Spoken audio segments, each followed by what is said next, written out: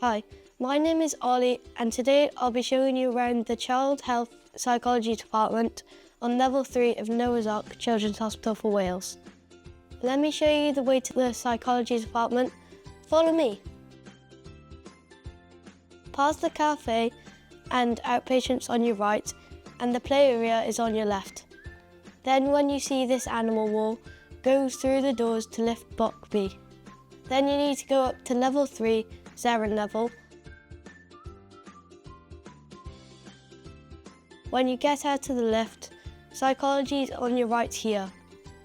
When you come out for your appointment, you will need to press the buzzer here and someone will let you in. Let me show you what it looks like inside. Come with me. This is the waiting area.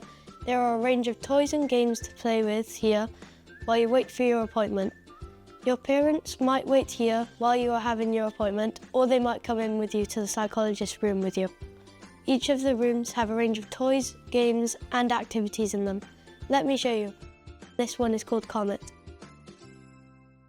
This one is called Shooting Star. This one is called Eclipse. This one is called Milky Way.